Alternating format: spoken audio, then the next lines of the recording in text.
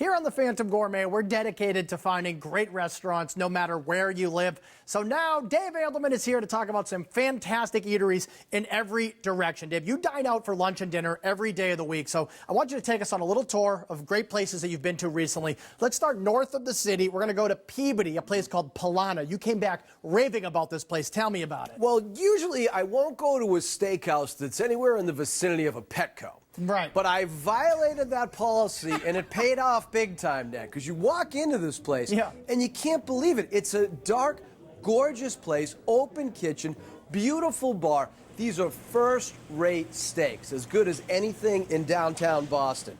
And I love the 24-ounce porterhouse. It's perfectly cooked on the grill. They have great sides, cream spinach, Vidalia onion strings. When I was there, I had a special cream corn with bacon. Nice. My recommendation here, though, Dan, and you know I love sirloin, is the prime New York sirloin.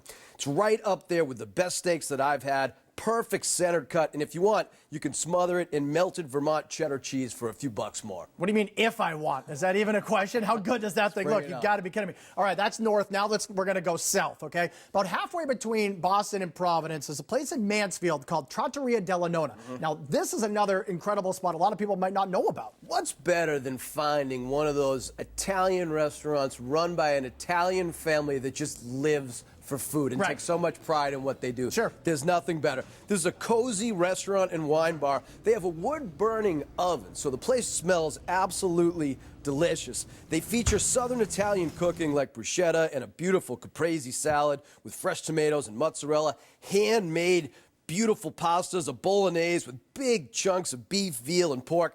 I love the stuffed veal chop. This is their signature dish. They sort of vary the preparation, Danny, depending on the season, but they make it with saltine crackers, lightly fry for a great crispy exterior. What a great dish. Very hearty, looks really, really good. All right, now let's go west, young man, okay? A lot of exciting things are happening in Worcester, believe it or not. We're covering a lot of Worcester restaurants. A place we found recently and you really liked is called Evo. Tell me about the Evo. All of a sudden, these new cool places are everywhere in Worcester, and they've got a wall of water and changing colors, just a fun vibe.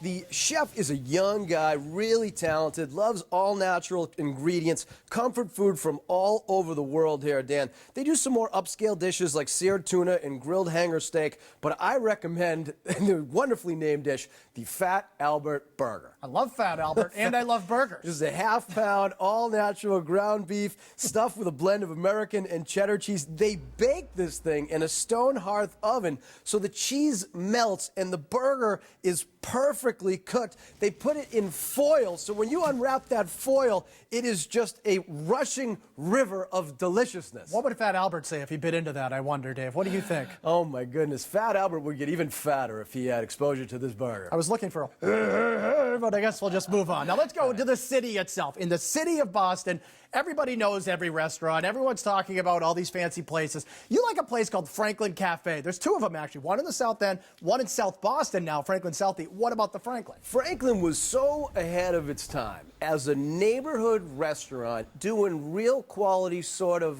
upscale type comfort food. I mean, nobody was doing that. And they're open 7 days a week, full menu till 1:30. I mean, we get that complaint all the time. Nowhere to go late at night. Open till 1:30. Their raw bar type stuff is great. The oysters. And the best thing, I think, to do at the Franklin is to go for brunch, Danny. They do a wonderful brunch at the Franklin.